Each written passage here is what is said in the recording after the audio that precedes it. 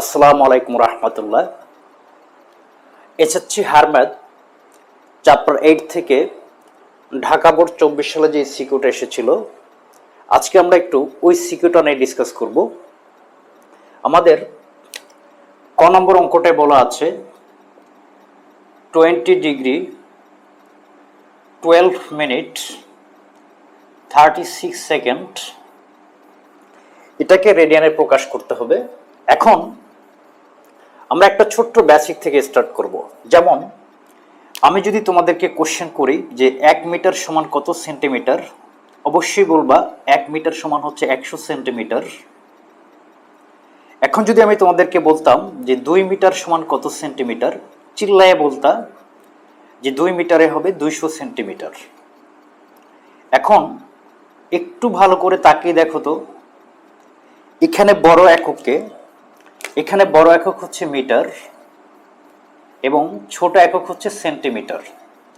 কারণ 100টা সেন্টিমিটার একত্র করলে 1 মিটারের সমান হয়।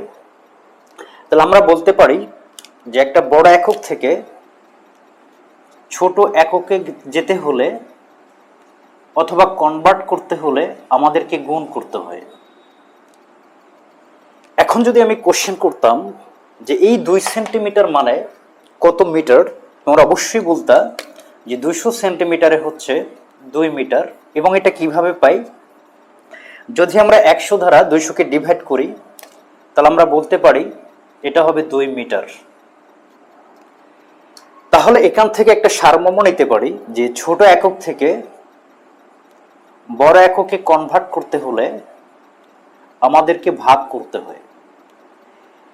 এই ইনফরমেশনটা আমাদেরকে যে হেল্প করবে সেটা হচ্ছে এই ম্যাথমেটিক্সটা সলভ করতে 98% আমাদেরকে সলভ করবে অথবা হেল্প করবে, যেটাই বলি না কেন। এখন তাহলে আমরা এটা একটু মুছে ফেললাম। এখন যেহেতু আমরা মেন অধ্যায়ের অঙ্কগুলো করেই এই সিকিউ সলভ করতেছি, তাহলে আমি ধরেই নিলাম এই বেসিক কথাবার্তাগুলো আমরা সবাই জানি। যেমন যদি তোমার কোনো কিছুর চান্দিতে একটা দাগ থাকে তাহলে সেটাকে পড়ি আমরা মিনিট, কোনো কিছুর চান্দিতে যদি 2টা দাগ থাকে তাহলে সেটাকে পড়ি আমরা সেকেন্ড। যেমন ধরে নাও যে 4-এর চান্দিতে একটা দাগ আছে, তাহলে এটাকে পড়বো 4 মিনিট। এবং 4-এর চান্দিতে যদি আমাদের 2টা দাগ থাকে তাহলে এটাকে পড়বো 4 সেকেন্ড। আশা করি এ নিয়ে কারো কোনো কনফিউশন নাই। এবং আমি ধরে নিলাম এই বেসিক কনসেপ্টগুলো আমরা জানি যে 1 মিনিট সমান হচ্ছে 60 সেকেন্ড, 1 ডিগ্রি ইকুয়াল হচ্ছে 60 মিনিট, 1 ডিগ্রি সমান হচ্ছে π/180 রেডিয়ান। যদি এ নিয়ে কারো কোনো কনফিউশন থাকে আমি রিকোয়েস্ট করব আমাদের যে মেন অধ্যায়ের যে লেকচারগুলো আছে সেটা দেখে আসার জন্য। এখন আসো এই বেসিক কনসেপ্টগুলো যদি আমাদের জানা থাকে তাহলে আমরা এই ক নম্বর অঙ্কের সমাধানটা করতে পারি। তাহলে দেখো আমরা সেকেন্ড থেকে কিন্তু ডিরেক্ট রেডিয়ানে যাওয়ার কোনো সূত্র বা কোনো ফর্মুলাই আমরা শিখি নাই। মিনিট থেকেও কিন্তু ডিরেক্ট রেডিয়ানে কনভার্ট করার কোনো ফর্মুলাই আমরা শিখি নাই। বাট আমরা ডিগ্রি থেকে ডিরেক্ট রেডিয়ানে যাওয়ার একটা ফর্মুলা আমরা শিখেছি। এই জন্য আমরা প্রথম যেই কাজ করব, এই সেকেন্ডকেও ডিগ্রিতে নিয়ে যাব, এই মিনিটকেও ডিগ্রিতে নিয়ে যাব। ইট মিনস প্রথম এই সেকেন্ডটাকে মিনিটে নিব, কারণ সেকেন্ড থেকে মিনিটে কনভার্ট করার ফর্মুলা আমরা জানি। তারপরে ওই মিনিট থেকে আমরা চলে যাব ডিগ্রিতে। তাহলে আসো 20 ডিগ্রি যেভাবে আছে তার সাথে কোনো বেয়াদবি করব না, ওইভাবে রেখে দিব। 12 মিনিট যেভাবে আছে রেখে দিব। এখন আমাদের টার্গেট হচ্ছে সেকেন্ড থেকে আমরা যাব হচ্ছে মিনিটে। তাহলে দেখো সেকেন্ড থেকে যাব যেহেতু মিনিটে, তাহলে আমরা বলতেই পারি সেকেন্ড হচ্ছে ছোট একক আর মিনিট হচ্ছে বড় একক। ছোট একক থেকে বড় এককে যাচ্ছি, এই জন্য আমরা এখানে 36কে 60 দ্বারা ডিভাইড করব। যখনই তুমি 60 দ্বারা ডিভাইড করলা তখন কিন্তু সে আর সেকেন্ড নাই, হয়ে গেল মিনিট। এখন আমরা একটা কাজ করতেই পারি, সেটা হচ্ছে যেহেতু এখানে 2টা মিনিট, একটু ব্র্যাকেটের মধ্যে আমরা লিখে দিলাম মিনিট, কারণ এই মিনিটটা 12 এর চান্দিতেও পড়বে, এই মিনিটটা 36/60 এর চান্দিতেও পড়বে। এখন আমরা একটু কাজ করব, সেটা হচ্ছে এখানকার এই যে সমস্তটা এটাকে একটু ভাঙ্গাই নেব, কারণ আমরা সবাই জানি সমস্ত ভাঙ্গাইকে আমরা এই পূর্ণ সংখ্যার সাথে হর গুণ করব, যে রেজাল্ট হবে সেটা লবের সাথে যোগ করব। তাহলে 12 × 60, 12 ইন্টু হচ্ছে 60, যে রেজাল্ট আসবে তার সাথে প্লাস করব 36, চলে আসলো 756 ডিভাইডেড বাই হচ্ছে 60 মিনিট।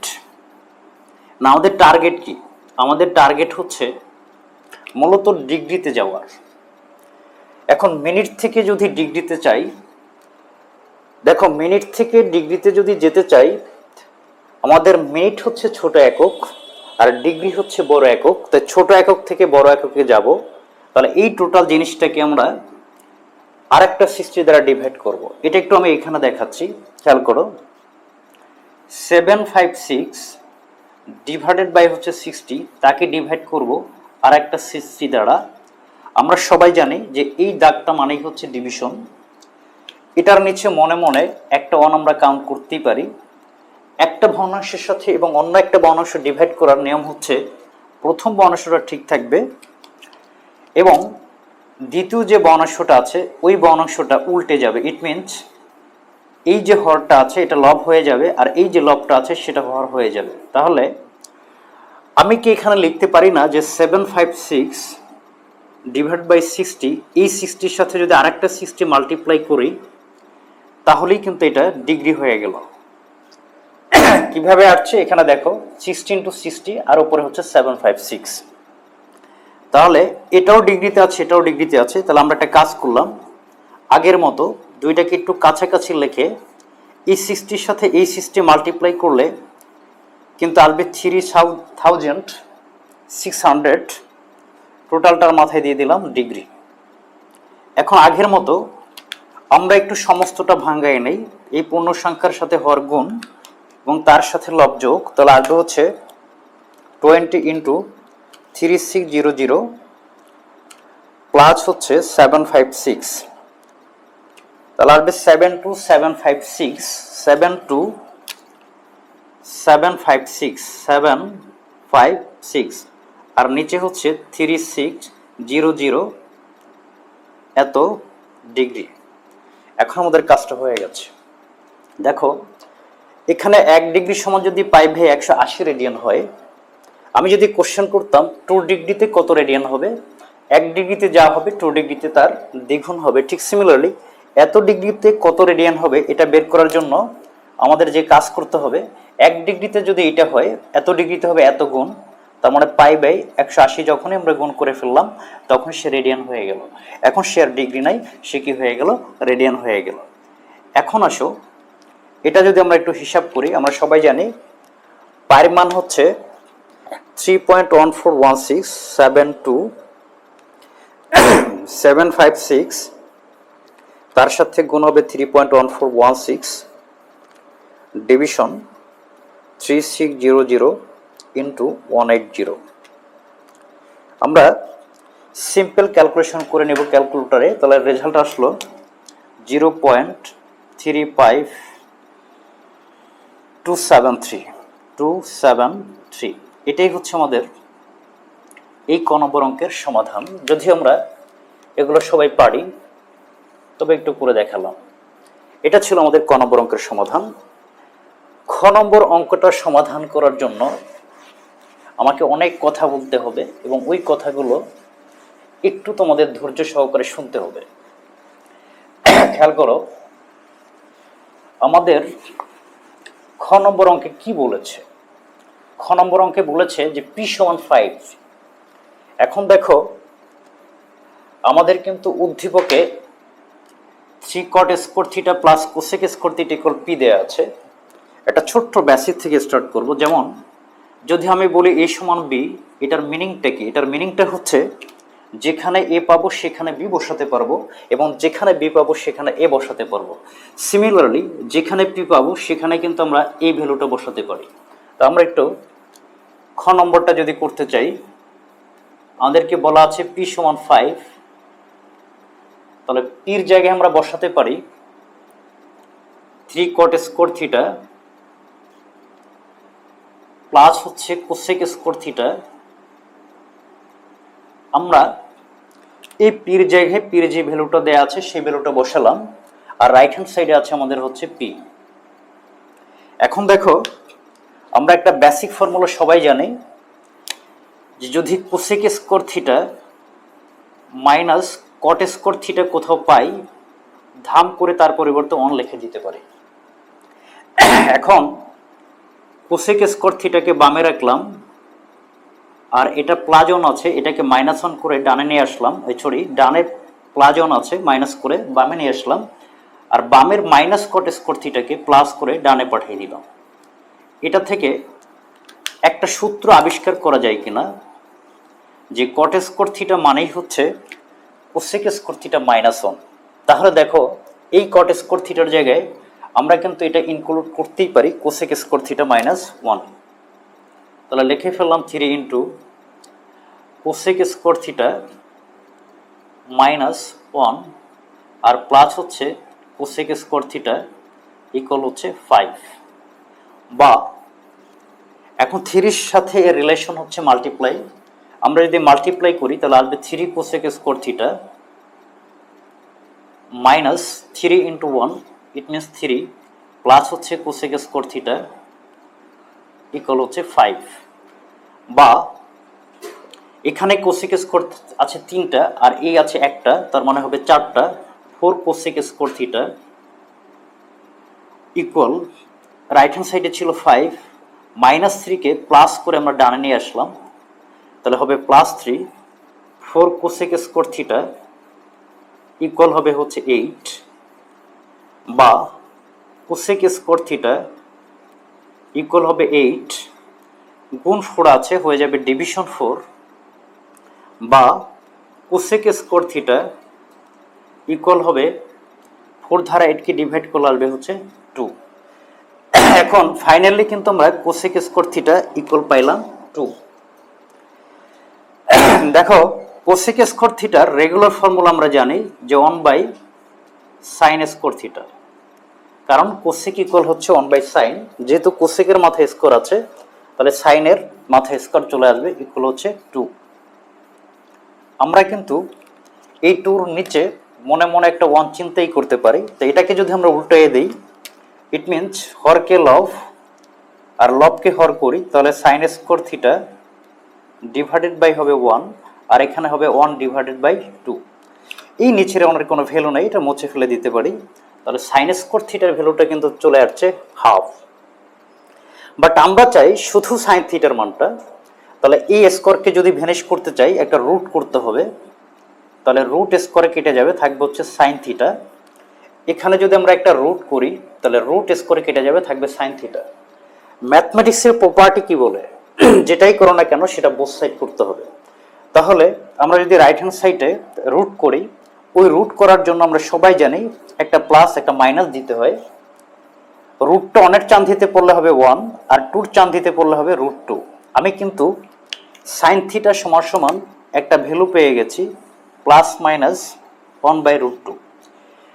এখন আসো, এ পর্যন্ত কারো কোনো কনফিউশন নাই এবং কোনো কনফিউশন থাকার কথাও না। এখন থেকে কনফিউশনের একটা জায়গা তৈরি হয়ে যাবে। এটার জন্য একটু অনেক বেশি কথা বলতে হবে, খেয়াল করো। এটার মানেটা কি? এটার মানে হচ্ছে সাইন থিটার দুইটা ভ্যালু, একটা হচ্ছে সাইন থিটা ইকুয়াল প্লাস 1/√2, আরেকটা হচ্ছে সাইন থিটা ইকুয়াল মাইনাস 1/√2। যে সাইন থিটার দুইটা ভ্যালু, একটা প্লাস 1/√2, সরি, আর একটা হচ্ছে মাইনাস 1/√2। এতটুকু পর্যন্ত ঠিক আছে। এখন আসো, আমি কিছু বেসিক কথাবার্তা বলবো। আমরা জানি ওই বেসিক কথাবার্তা আমরা সবাই জানি, তবুও একটু বলতে হবে। যেমন আমি এখানে একটা এক্স অক্ষ নিলাম আর এদিকে একটা ওয়াই অক্ষ নিলাম। আমি যদি এক্স, আমরা সবাই জানি এই প্রান্তের নাম দিলাম আমি এক্স প্রাইম, আর এই প্রান্তের নাম দিলাম হচ্ছে এক্স, এটার নাম দিলাম হচ্ছে ওয়াই, আর এটার নাম দিলাম হচ্ছে ওয়াই প্রাইম। এক্স অক্ষ এবং ওয়াই অক্ষ যে পয়েন্ট ইন্টারসেক্ট করলো সেই পয়েন্টের নাম দিলাম হচ্ছে ও, অরিজিন অথবা মূলবিন্দু। এই মূলবিন্দুর, এই যে মূলবিন্দুটা আছে, এই মূলবিন্দুর এই ডান দিকের যে দাগটা, তীর চিহ্নটা, এটাকে বলি আমরা এক্স অক্ষের পজিটিভ দিক।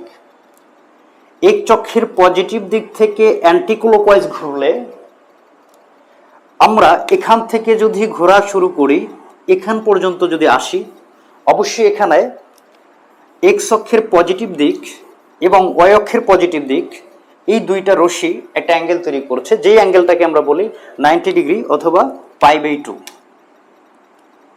যদি এই পর্যন্ত π/2 একটা হয়, তাহলে আমি যদি এখান থেকে রাউন্ড শেপ ঘুরে এই পর্যন্ত আসি, তাহলে এখানে হবে π/2 দুইটা, 2 কেটে গেলে থাকবে পাই। আবার যদি আমি এখান থেকে এই শেপটা ঘুরে আসি, তাহলে এখানে হবে 3টা π/2, তার মানে এটাকে বলতে পারি 3π/2। এই শেপটা যদি আমি কমপ্লিট করে ফেলি, তাহলে বলতে পারি 4টা π/2।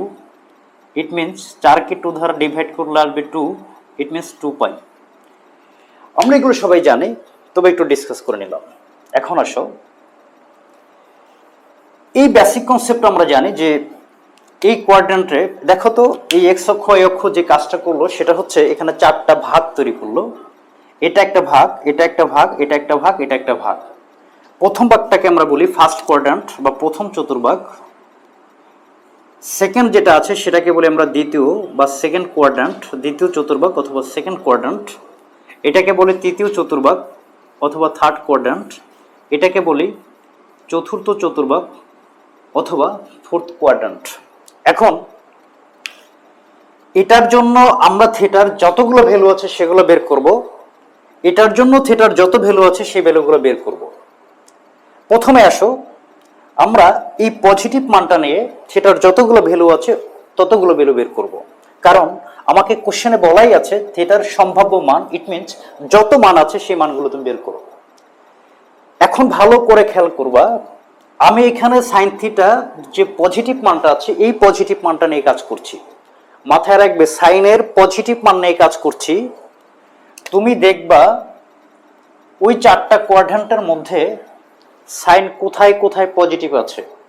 আমরা সবাই জানি এই যে প্রথম কোয়াড্রেন্টটা আছে এখানে অল পজিটিভ, ত্রিকোণমিতিক অনুপাত যে 6টা আছে ওই 6টা অনুপাতে এখানে পজিটিভ।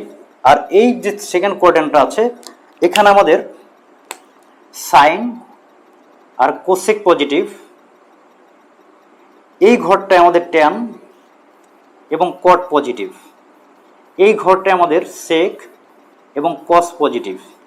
এই বেসিক কনসেপ্ট আমরা সবাই জানি, না জানলে একটু মুখস্থ রাখবো। এখন আসো তাহলে একটু ভালো করে তাকাই দেখো তো সাইন পজিটিভ কোথায় কোথায়। প্রথম যে ভাগটা আছে এখানে পজিটিভ, এবং এই যে দ্বিতীয়টা আছে এখানে পজিটিভ, কারণ এই যে লেখা আছে সাইন পজিটিভ আর এখানে অল পজিটিভ। অল পজিটিভ বলতে সাইন, কোসেক, সেক, কজ, ট্যান, কট, যে কটা ত্রিকোণমিতিক অনুপাত আছে সবাই পজিটিভ।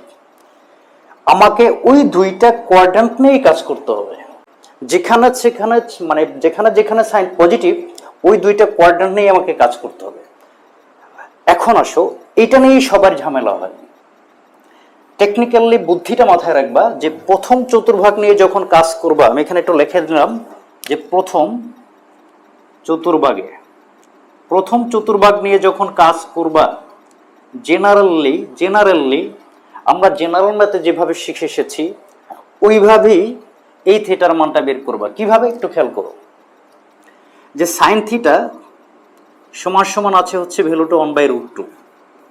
এখন কথা হচ্ছে আমি চাই থিটার মানটা, যদি আমি কোনোভাবে রাইট হ্যান্ড সাইডে একটা সাইন নিয়ে আসতে পারতাম তাহলে বাম পাশের এই সাইনও ক্যান্সেল করতে পারতাম। কারণ ম্যাথমেটিক্সের প্রপার্টি বলে যে এই যদি তুমি এখান থেকে সাইনকে বাদ দিতে চাও, যেমন আমি এখানে লিখলাম সাইন থিটা ইকুয়াল, তুমি যদি এই সাইনকে বাদ দিতে চাও তাহলে রাইট হ্যান্ড সাইডেও একটা সাইন নিয়ে আসো। ওই সাইনকে বাদ দেওয়ার জন্য আমি বেয়াদবি করে রাইট হ্যান্ড সাইডে একটা সাইন লিখে ফেললাম। এখন তোমাকে দেখতে হবে 1/√2 সাইন কত ডিগ্রি মান হচ্ছে 1/√2। একটু মুখস্থ মানটা থাকা লাগবে যে সাইন 45 ডিগ্রি মান হচ্ছে 1/√2। যদি কারো মুখস্থ না থাকে এই ক্যালকুলেটরটা ইউজ করে বের করে ফেলতে পারবা। কিরকম? এই শিফট ক্লিক করবা, সাইনকে ক্লিক করবা, সাইন ইনভার্স 1, তারপরে সুন্দর করে ওখানে যেটা আছে 1/√2 সেটা দিয়ে ফেলো। তাহলে বের হয়ে যাবে সাইন কত ডিগ্রি মান 1/√2। সাইন 45 ডিগ্রি মান হচ্ছে 1/√2। 45 ডিগ্রি বলা যেই কথা, π/4 বলা একই কথা। কারণ আমরা সবাই জানি পায়ের মান হচ্ছে 180, 180কে যদি 4 দ্বারা ডিভাইড করি তাহলে হবে 45। এখন এই সাইন সাইন ক্যান্সেল করে দিতে পারি, থিটা ইকুয়াল হচ্ছে π/4। আমরা কিন্তু থিটার একটা ভ্যালু পেয়ে গেছি π/4, একটা ভ্যালু পেয়ে গেছি আমরা π/4। তাহলে আমরা এই রেজাল্টটা একটু এখানে লিখে ফেললাম যে π/4 একটা ভ্যালু আমরা পেয়ে গেছি। এখন আসো, এটা নিয়ে কোনো কনফিউশন থাকার কথা না, কারণ এই টেকনিক্যাল সিস্টেমটা আমরা সবাই জানি, আমরা জেনারেল ম্যাথে করে এসেছি। আবার বলছি, প্রথম চতুর্ভাগের জন্য জেনারেলি সাধারণত আমরা যেভাবে বের করি ওইভাবেই থিটার মানটা বের করবা। কিন্তু দ্বিতীয়, তৃতীয়, চতুর্থ এই চতুর্ভাগে থিটার ভ্যালুটা বের করার জন্য একটু ডিফারেন্স রুলস আছে, একটু ডিফারেন্ট রুলস আমাদেরকে মানতে হবে বা ওই অনুযায়ী আমাদের করতে হবে। একটু খেয়াল করো। তাহলে আমরা এটা একটু মুছে ফেললাম। এখন আমরা যেটার জন্য কাজ করব সেটা হচ্ছে দ্বিতীয় চতুর্ভাগের জন্য। কারণ আমরা দেখেছি সাইন পজিটিভ প্রথম চতুর্ভাগে আর দ্বিতীয় চতুর্ভাগে। প্রথম চতুর্ভাগের কাজ শেষ, এখন আমাদের কাজ হচ্ছে দ্বিতীয় চতুর্ভাগ। আমি এখানে লিখে ফেললাম দ্বিতীয় চতুর্ভাগে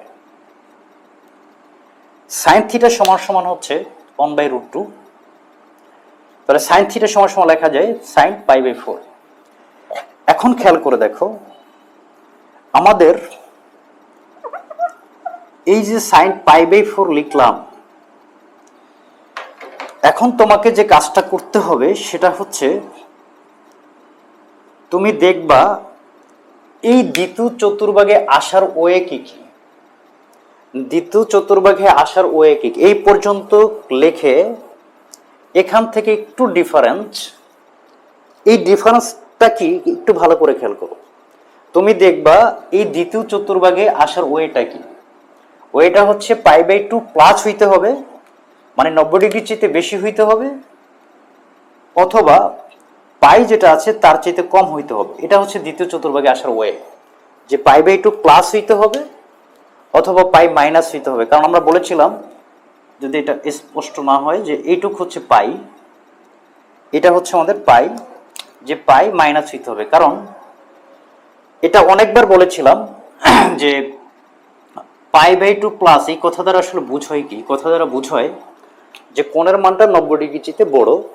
আর বারবার যে বলছি আমি পাই মাইনাস, এই কথা দ্বারা বুঝয় কোণের মানটা 180 ডিগ্রি চেয়ে ছোট। তাহলে ওই ভ্যালুটা কোথায় অ্যারেঞ্জ করছে? সেকেন্ড কোয়াড্রেন্টে অ্যারেঞ্জ করছে। কারণ এই সেকেন্ড কোয়াড্রেন্টে যে ভ্যালুটা আছে সেটা π/2 চেয়ে প্লাস আছে এবং পাইর চেয়ে কম আছে, মানে মাইনাস আছে। তো এই দ্বিতীয় চতুর্ভাগে আসার ওয়ে হচ্ছে π/2 প্লাস হইতে হবে অথবা পাই মাইনাস হইতে হবে। তুমি খেয়াল করবা π/2 সাথে বিজোড় গুণিতক কোথায় আছে, π/2 সাথে বিজোড় গুণিতক কোথায় আছে। দেখো এখানে π/2 বলা যেই কথা, এর সাথে একটা 1 গুণাকার আছে, এটা আমরা চিন্তা করতেই পারি। আর এই যে পাই আছে, এখানে যদি আমি π/2 আকারে চিন্তা করি তাহলে π/2 2.π/2 লিখতে হবে। কারণ এই টুটু কেটে গেলে ওই পাই থাকে। তো আমি দেখতেছি এখানে π/2 সাথে জোড় গুণিতক আছে, আর এখানে π/2 সাথে 1 গুণিতক, মানে বিজোড় গুণিতক গুণাকার আছে। গুণিতক বলতে বোঝাচ্ছে এই 2 কে এবং এই 1 কে, যে এর সাথে একটা জোড় গুণিতক আছে আর এর সাথে একটা বিজোড় গুণিতক আছে। মাথায় রাখবা, এইখানে বিজোড় গুণিতক তুমি নিভাই না, এখানে বিজোড় গুণিতক তুমি নিভাই না, যেটা জোড় গুণিতক সেটা নিবা। তার মানে আমরা দেখতেছি জোড় গুণিতক বলতে পাই মাইনাস নিলেই আমরা ওইটার মধ্যে π/2 সাথে একটা জোড় গুণিতক গুণাকারে লিখতে পারি। তাহলে এখানে লিখে ফেলবা পাই মাইনাস, কি লিখে ফেলবা? পাই মাইনাস। এখন প্রশ্ন হচ্ছে এখানে আমি কাকে লিখবো? এখানে লিখবা এই যে সূক্ষ্মকোণটা আছে, এই সূক্ষ্মকোণটাকে এখানে বসিয়ে দিবা, চমৎকার ভাবে এই সূক্ষ্মকোণটা বসিয়ে দিবা। এখানে সাইনটা লেখা হয় নাই, সাইন। এখন দেখো তাহলে এই সাইন সাইন ক্যান্সেল হয়ে যাবে, তাহলে থিটা সমান লেখা যায় পাই মাইনাস π/4 তো এটা বিয়োগ করলে আসবে 4 পাই মাইনাস পাই সমান আসবে 3 পাই ডিভাইডেড বাই হচ্ছে 4। তার মানে আমরা থিটার আরেকটা ভ্যালু পেয়ে গেছি 3 পাই ডিভাইডেড বাই 4। আশা করি বুঝতে পেরেছি। এখন আসো আমরা পজিটিভের জন্য যে দুইটা ভ্যালু সেটা আমরা পেয়ে গেছি। এখন আমরা দেখব একটু নেগেটিভের জন্য। এখন যদি আমরা নেগেটিভের জন্য দেখি তাহলে আসো ঘটনাটা কি। আমাদের সাইন থিটার মানটা নেগেটিভ, এই যে সাইন থিটার মানটা নেগেটিভ আমরা এখানে দিয়ে দিলাম নেগেটিভ। এখন তুমি দেখবা সাইন কোথায় কোথায় নেগেটিভ, সাইন কোথায় কোথায় নেগেটিভ। দেখো third quadrant fourth quadrant, third quadrant এবং ফোর্থ কোয়াড্র্যান্ট এখানে হচ্ছে সাইন নেগেটিভ এবং এখানে হচ্ছে সাইন নেগেটিভ। এই জন্য এখানে লিখবা তৃতীয় চতুর্ভাগে। আমরা এখন তৃতীয় চতুর্ভাগের কাজ করব। এখন আর বেশি কথা বললাম না, কারণ আমরা টেকনিক্যাল বুদ্ধিটা আগে শিখে ফেলেছি।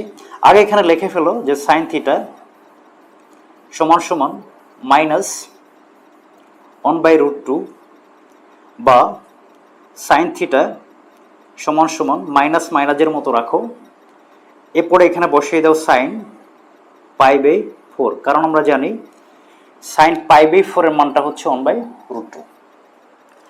এখন আসো সাইন থিটা সমান সমান তুমি যদি এখানে এই সাইনকে ক্যান্সেল করতে চাও, তুমি খুশি হয়ে যেতে পারো যে আমি রাইট হ্যান্ড সাইডেও সাইন পেয়েছি বাম সাইডেও সাইন পেয়েছি, তাহলে আমি সাইনকে ক্যান্সেল করে দিতে পারবো। কিন্তু না, পারবা না, কারণ এখানে একটা মাইনাসের ঝামেলা আছে। যদি ঠিকই মাইনাসটা না থাকতো তাহলে সাইনকে বাদ দিয়ে দিতে পারতা। এখন কথা হচ্ছে ওই সাইনকে বাদ দেওয়ার জন্য আমি বেয়াদবি করে একটা সাইন লিখেই ফেললাম। এখন প্রশ্ন হচ্ছে আমি যদি কোনোভাবে তোমাকে প্রুভ করাতে পারি এই লাইনটা থেকে এই লাইনটা লেখা যায়, তার মানে কনফার্ম এই লাইনটা থেকে এই লাইনটা লেখা যাবে। আবার বলছি, আমি যদি তোমাকে কোনোভাবে প্রুভ করাতে পারি এই লাইনটা থেকে এই লাইনটা লেখা যায়, তাহলে এই লাইনটা থেকে কনফার্ম এই লাইনটা লেখা যাবে। এখন কথা হচ্ছে এই লাইনটা তুমি কিভাবে লিখবা। খেয়াল করো, আমি যেহেতু তৃতীয় চতুর্ভাগ নিয়ে কাজ করছি, তৃতীয় চতুর্ভাগে যাওয়ার ওয়ে কি, এক হচ্ছে পাই প্লাস হইতে হবে, আর হচ্ছে 3π/2 মাইনাস হইতে হবে। এই দুইটা ওয়েতে তৃতীয় চতুর্ভাগে যেতে পারবা। আমি আগেই বলেছি π/2 সাথে যেটা বিজোড় গুণিতক আছে, দেখো এখানে π/2 সাথে একটা 3 গুণাকার আছে, তার মানে একটা বিজোড় গুণিতক গুণাকার আছে, ওইটা আমরা নেবই না। তাহলে আমরা কাকে নেব, এই পাই প্লাসকে নেব। এখন আসো এখানে কাকে লিখব, ওইখানে এই যে সূক্ষ্ম কোণটা আছে π/4, এই অ্যাঙ্গেলটা সবসময় দিয়ে দিবা π/4। এখন আসো আমি বলেছিলাম যে এই লাইনটা থেকে এই লাইনটা কি যদি প্রুভ করতে পারি, আমি কনফার্ম বলে দিতে পারি এই লাইনটা থেকে এই লাইনটা লেখা যায়। আশা করি বেসিক সবাই জানো, তবে একটু দেখাচ্ছি। এই মনে করো আমার এক্স অক্ষ এবং ওয়াই অক্ষ, এখানে পাই এই জিনিসটাকে সবসময় এইভাবে কনভার্ট করবা, π/2 সাথে কনভার্ট করবা, মানে π/2 তে নিয়ে নিবা। কথা হচ্ছে এখানে ছিল পাই, লেখে হচ্ছে π/2, অবশ্যই ওই টুকে ব্যানিশ করার জন্য এখানে আরেকটা টু নিতে হবে। আচ্ছা আমি একটু ডিটেলসই দেখাই, এজন্য এটা একটু মুছে ফেলব। যদি মুছে ফেলি, খেয়াল করো আমাদের এটা হচ্ছে আমাদের এক্স অক্ষ, এটা হচ্ছে আমাদের ওয়াই অক্ষ। আমরা এখানে লিখেছিলাম সাইন পাই প্লাস π/4। তার ভালো করে তাকাই দেখো, সাইন এখানে যদি আমি 2.π/2 প্লাস π/4 লিখি, এতে কোনো বেয়াদবি হওয়ার কথা না, কারণ এই টুর সাথে টু কেটে যাবে, থাকবে পাই প্লাস হচ্ছে π/4। তাহলে দেখো π/2 সাথে গুণ আছে 2, তার মানে আমরা বলতে পারি যখন আমরা একটা রাউন্ড ঘুরবো, এরকম একটা π/2 ঘুরেছি আর দুইটা π/2 জন্য আরেকটা রাউন্ড ঘুরতে হবে। এখানে যদি প্লাস সামথিং থাকে, মাথায় রাখবা প্লাস সামথিং থাকলে পরের ঘর, আর মাইনাস সামথিং থাকলে হচ্ছে আগের ঘর। তাহলে প্লাস সামথিং যেহেতু, তার মানে আমরা বলতে পারি এই ঘরটা থার্ড কোয়াড্র্যান্টটা। এখন দেখো থার্ড কোয়াড্র্যান্টে কে কে পজিটিভ। থার্ড কোয়াড্র্যান্টে পজিটিভ হচ্ছে ট্যান আর কট। আমরা এই বেসিকটা যদি না জানি, অবশ্যই বেসিক যে অঙ্কগুলো করিয়েছি সেখানে দেখে আসবা যে আমাদের দুইটা জিনিস খেয়াল করতে হয়। একটা হচ্ছে এসসি আরটা হচ্ছে টিআরসি। ইট মিনস প্রথমে দেখব সাইন চেঞ্জ হয় কিনা। যার ঘরে সে প্রবেশ করলে কোনো সাইনের এক্সচেঞ্জ হয় না। দেখো এখানে কিন্তু এই ঘরটা ট্যানার কোটের, বাট আমরা কাজ করছি সাইনকে নিয়ে, তার মানে যার ঘরে সে প্রবেশ করে নাই, তার মানে এই সাইনটা পজিটিভ আছে, এই সাইনটা পজিটিভ আছে, বাট সাইনটা চেঞ্জ হয়ে যাবে নেগেটিভ। সাইনটা পজিটিভ আছে বাট চেঞ্জ হয়ে যাবে নেগেটিভ। প্রশ্ন হচ্ছে কেন? কারণটা হচ্ছে এই যে ঘরটা পেয়েছি এই ঘরটা কিন্তু সাইনের ঘর না, এটা কার ঘর? ট্যানার কোটের। তার মানে যার ঘরে সে প্রবেশ করে নাই, এই জন্য এই পজিটিভ আছে হয়ে যাবে নেগেটিভ। যদি এই নেগেটিভ থাকতো তাহলে হয়ে যেত পজিটিভ। আমি কিন্তু এই লাইনটা থেকে এই লাইনটা প্রুভ করা ট্রাই করছি, এটা মাথায় রাখবা, এই লাইনটা থেকে এই লাইনটা প্রুভ করা ট্রাই করছি। তাহলে নেগেটিভ সাইন চেঞ্জ, আমাদের এসসির কাজ শেষ, এস ডট সি এর কাজ শেষ, সাইন চেঞ্জ হয়ে গেল। এখন আসো টিআরসি। টিআরসি দ্বারা আমি বুঝাচ্ছি trigonometric ratio change. It means ত্রিকোণমিতিক রাশি চেঞ্জ হবে কিনা। মাথায় রাখবা, যদি এই পাই বাই টুর সাথে জোর গুণিতক আকারে থাকে, মানে জোর গুণিতক গুণাকারে থাকে, আমরা দেখতে পাচ্ছি পাই বাই টুর সাথে একটা জোর গুণিতক গুণাকার আছে, তাহলে সাইনের কোনো এক্সচেঞ্জ হয় না। ইট মিনস এখানে ত্রিকোণমিতিক রাশি যেটা থাকবে এখানেও ত্রিকোণমিতিক রাশি সেটাই থাকবে। আর আমরা এত কিছু যে ফাইজলামি করেছি এই জন্য এইটুকু চিন্তা ভাবনা করবোই না, শুধু এখানে যে সূক্ষ্মকোণটা আছে সেটা লাগাই দেবো। তাহলে আমি কিন্তু প্রুভ করে ফেলেছি যে এই লাইনটা থেকে এই লাইনটা লেখা যায়, তার মানে কনফার্ম এই লাইনটা থেকে এই লাইনটা লেখা যাবে। এখন আসো আমরা তাহলে এই সাইন ক্যান্সেল করে দিতে পারি, থিটা ইকুয়াল লিখতে পারি পাই প্লাস পাই বাই 4। এখন যদি এটা যোগ করে ফেলি তাহলে আসবে 4 পাই প্লাস হচ্ছে pi, it means 5 pi divided by হচ্ছে 4। আশা করি জিনিসটা বোঝাতে পেরেছি। এখন আসো আমরা যদি চতুর্থ চতুর্ভাগ নিয়ে কাজ করি, তাহলে আমি একটু লিখে ফেললাম এখানে চতুর্থ চতুর্ভাগে।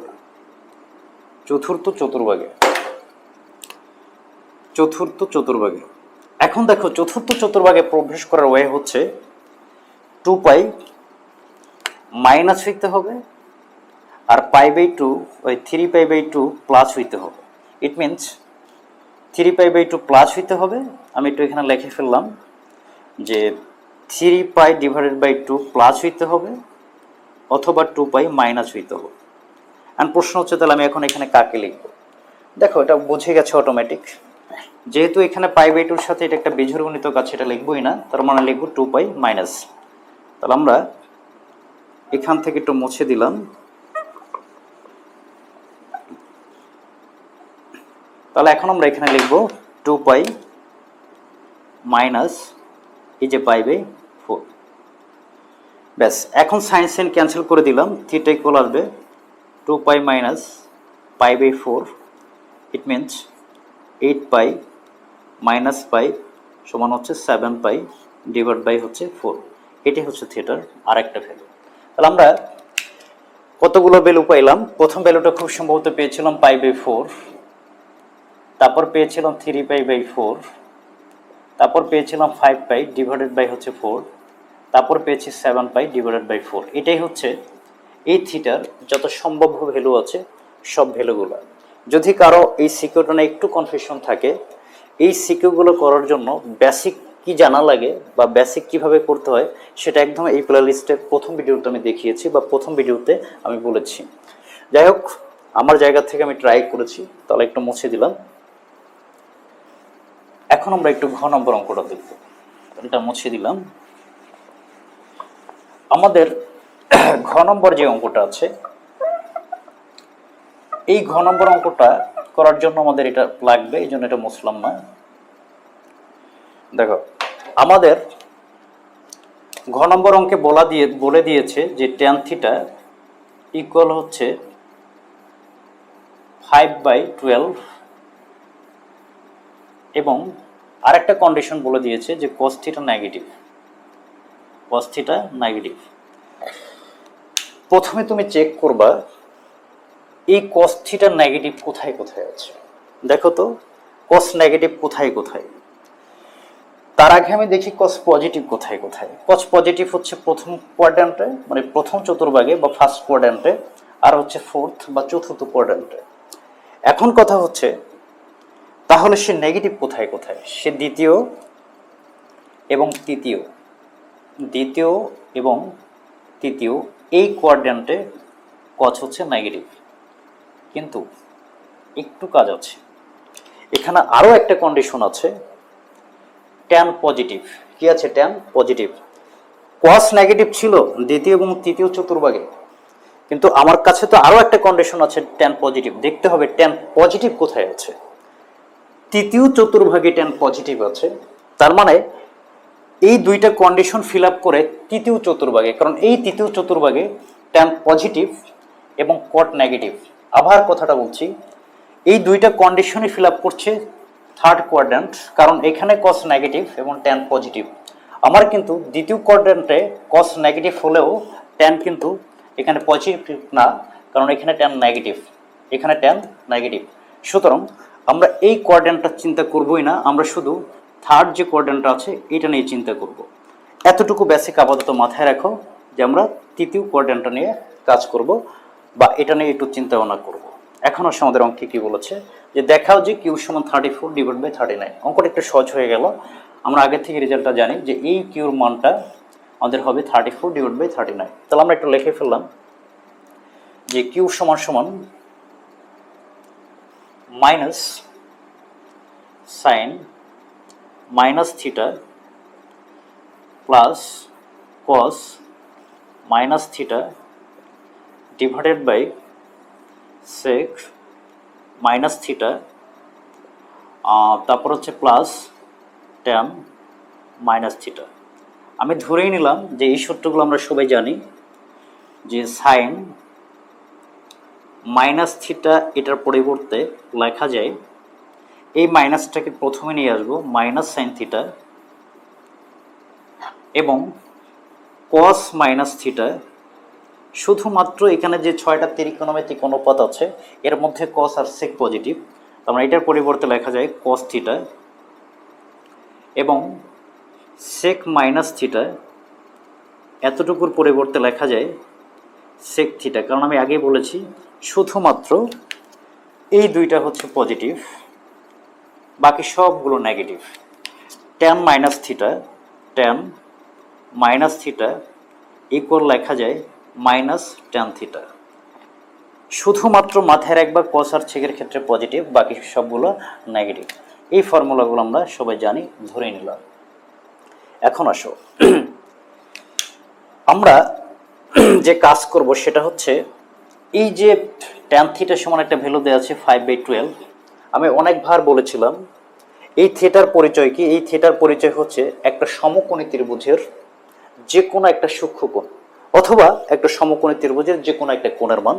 এই জন্য সবসময় একটা সমকোণ চিন্তা করবা। এই অঙ্কগুলো করার সময় সবসময় একটা সমকোণ নিয়ে নেবা। আমি অনেক সৃজনশীলে বলেছিলাম যে এই কোণটা যদি সমকোণ হয় তাহলে এই সমকোণের সরাসরি যে বিপরীত বাহুটা আছে এটার নাম হচ্ছে অতিভুজ। আমি যদি এই শীর্ষবিন্দুর নাম দিই হচ্ছে এ, এটা যদি দিই বি, আর এটার নাম যদি দিই হচ্ছে সি, তাহলে আমি বলতে পারি এসি হচ্ছে আমার অতিভুজ। এখন আমি এটা অনেকবার বলেছি যে এইটার এবং এটা যদি সূক্ষ্মকোণ হয়, সূক্ষ্মকোণের সরাসরি বিপরীত বাহুটা হচ্ছে লম্ব। আর সূক্ষ্মকোণ তো এটাও। এখন কথা হচ্ছে আমাকে বলে দেয় না এখানে যদি এ বলতো বা বি বলতো বা সি বলতো তাহলে আমি এই কোণ ধরে নামকরণ করতাম। যদি এখানে বলে দিত ট্যান সি, সি কোণটা বলে দিত তাহলে সি কোণের সাপেক্ষে আমি নামকরণ করলাম। কিন্তু এখানে বলে দিয়েছে থিটা, তার মানে আমি থিটাটা যেখানে মন চায় সেখানে ধরতে পারি। আমি ধরে নিলাম এখানে থিটা। তাহলে মাথায় রাখবা সূক্ষ্মকোণের সরাসরি যে বিপরীত বাহুটা সেটাকে বলা হয় লম্ব। লম্ব আর অতিভুজ ইন্ডিকেট করা হয়ে গেলে এটা হচ্ছে ভূমি। তাহলে দেখো আমরা ট্যানের সবাই সূত্রগুলো জানি যে ট্যান থিটা সমান হচ্ছে লম্ব বাই ভূমি। তার মানে আমরা বলতে পারি এটার মান হবে 5, এ হচ্ছে লম্ব আর ভূমি হচ্ছে আমাদের 12, এটার মান হচ্ছে 12। এখানে যদি আমরা পিথাগোরাসের সূত্রটা অ্যাপ্লাই করি, ওই সূত্র থেকে আমরা যদি এসির মানটা বের করতে চাই, দেখো আমাদের পিথাগোরাসের উপপাদ্যটা ছিল এরকম যে অতিভুজের উপর অঙ্কিত বর্গ, অপর যে দুইটা বাহু আছে আই মিন এবি, তার উপর অঙ্কিত বর্গ এবং আরেকটা যে বাহু আছে বিসি তার উপর অঙ্কিত বর্গ, এদের যোগফলের সমান। ইট মিনস অতিভুজের উপর অঙ্কিত বর্গ অপর যে দুইটা বাহু আছে এ বি এবং অপর যে আরেকটা বাহু আছে বিসি, তাদেরকে প্রথমে বর্গ করব, বর্গ করে তারপরে যোগ করব। এই যোগফলটা এই অতিভুজকে যদি শুধুমাত্র স্কোয়ার করি তার মানের সমান। তাহলে আমাদের টার্গেট হচ্ছে এসির মান বের করা। তাহলে এসি স্কোয়ার ইকুয়াল হবে এবির মান হচ্ছে 12 স্কোয়ার প্লাস হচ্ছে বিসির মান হচ্ছে 5 স্কোয়ার। তাহলে এসি স্কোয়ার সমান হবে পারহ্যাপস 169। তাহলে এসিকে যদি রুট করি, রুট করলে রুট স্কোয়ার কেটে যাবে, এসির মানটা হবে পারহ্যাপস 13। তাহলে আমরা কিন্তু এসির মানটা বের করে নিলাম, এসি হচ্ছে আমাদের কত 13। তাহলে আমরা এখানে বসাই দিতে পারি এসির মান হচ্ছে 13। এখন আসো, এই যে আমি বলেছিলাম যে আমাদের পিক আপ করতে হবে, আমাদের টার্গেট করতে হবে থার্ড কোয়াড্র্যান্ট। এখন দেখতে হবে ওই থার্ড কোয়াড্র্যান্টে, আচ্ছা এখানে আগে একটু সূত্রটা ইউজ করে ফেলো যে এই মাইনাস আর সাইন মাইনাস থিটার পরিবর্তে লেখা যায় মাইনাস সাইন থিটা। এই মাইনাস আর এই মাইনাস গুণ হয়ে যাবে প্লাস, তাহলে থাকবে হচ্ছে সাইন থিটা। আর কস মাইনাস থিটার পরিবর্তে লেখা যায় প্লাস কস থিটা। আর সেক মাইনাস থিটার পরিবর্তে লেখা যায় প্লাস সেক থিটা। তারপরে হচ্ছে ট্যান মাইনাস থিটার পরিবর্তে লেখা যায় মাইনাস ট্যান থিটা। এটা আমরা কি করলাম, এই যে ফর্মুলা অনুযায়ী বসাইলাম। আশা করি এই লাইন থেকে এই লাইন নিয়ে কোনো ঝামেলা নাই। এখনই ঝামেলা একটা শুরু হয়ে যাবে, একটু ভালো করে খেয়াল করতে হবে এই ঝামেলাটার জন্য। দেখো আমরা বলেছিলাম আমাদের পিক করতে হবে থার্ড কোয়াড্র্যান্ট, কারণ আমাদের এই যে দুইটা কন্ডিশন দেওয়া ছিল এই কন্ডিশনে আমরা ওই দুইটা কন্ডিশন ফিল আপ হয়েছে থার্ড কোয়াড্র্যান্ট। একটু খেয়াল করে দেখো এই থার্ড কোয়াড্র্যান্টে এই সাইন কিন্তু নেগেটিভ, থার্ড কোয়াড্র্যান্টের সাইন নেগেটিভ, এই জন্য সাইনের যে মানটা নেব সেটা নেব আমরা নেগেটিভ মান, সাইনের যে ভ্যালুটা নেব সেটা নেব নেগেটিভ মান। আবার বলছি সাইনের যে মানটা নেব সেটা নেগেটিভ, কারণ এই কোয়াড্র্যান্টের সাইন নেগেটিভ। তাহলে দেখো সাইনের সূত্রটা আমরা জানি লম্ব বাই অতিভুজ। তাহলে লম্ব হচ্ছে আমাদের 5 আর অতিভুজ হচ্ছে 13, তাহলে হবে 5 ডিভাইডেড বাই 13, বাট নিতে হবে -5/13, কারণ এই কোয়াড্র্যান্টে সাইন নেগেটিভ। কস কিন্তু অটোমেটিকই তারা বলে দিয়েছে কস নেগেটিভ, তার মানে কসের মানটা আমাদেরকে নেগেটিভ নিতে হবে। কসের সূত্র আমরা জানি ভূমি বাই অতিভুজ, তার মানে 12 ডিভাইডেড বাই অতিভুজ, অতিভুজের মান হচ্ছে 13। দেখো সেকও কিন্তু এই কোয়াড্র্যান্টে নেগেটিভ, তাহলে এখানেও আমাদেরকে নেগেটিভ মানটাই নিতে হবে। জাস্ট এই মানটা কসের উল্টো হচ্ছে সেক, তার মানে এটাকে উল্টে দাও, তাহলে হলো 13 যাবে উপরে আর 12 চলে আসবে নিচে। আর ট্যান তারা বলেই দিয়েছিল ট্যানটা হচ্ছে পজিটিভ, যদি ট্যানটা পজিটিভ হয় প্লাস আর এই হচ্ছে মাইনাস, প্লাস মাইনাসে মাইনাসই হয়ে যাবে 5/12। ট্যান মানটা তো আমাদের কোশ্চেনই দেওয়া আছে। ব্যাস এখন আমরা একটু হিসাব করে ফেলবো, তাহলে যোগ বিয়োগ করে ফেলবো। লসক হবে 13 -5 -12 আর নিচে আসবে হচ্ছে 12 -13 -5। এটা যদি আমরা হিসাব করি তাহলে উপর আসবে হচ্ছে -17 আর নিচে আসবে 13 আর এখানে আসবে -18 ডিভাইড বাই হচ্ছে 12। এই মাইনাসের সাথে এই মাইনাস ক্যান্সেল করে দিতে পারি, আমরা সবাই জানি এটা মানে ভাগ। তাহলে 17 ডিভাইড বাই 13 গুণ দিয়ে এটা উল্টে যাবে, 12 চলে যাবে উপরে আর 18 চলে আসবে নিচে। এটা কাটাকাটি করা যায় 6 দ্বারা, 6 দুগুণে 12 আর এটা হবে 3 6 18। তাহলে এটা আসবে 17 × 2 it means 34 R 13 × 3 it means 39। আমাদের কিন্তু রিকোয়ার্ড প্রুফটা চলে আসছে, এটাই কিন্তু আমাদেরকে প্রমাণ করতে বলেছিল। দেখো এখানে তো সিম্পল যোগ বিয়োগ, তাই এই লাইনগুলোতে আমি আর বেশি কথা বললাম না, এগুলো তো তোমরা সবাই জানো যে যোগ বিয়োগ কীভাবে করতে হয়। থ্যাংক ইউ, আজকে পর্যন্তই, আল্লাহ হাফেজ।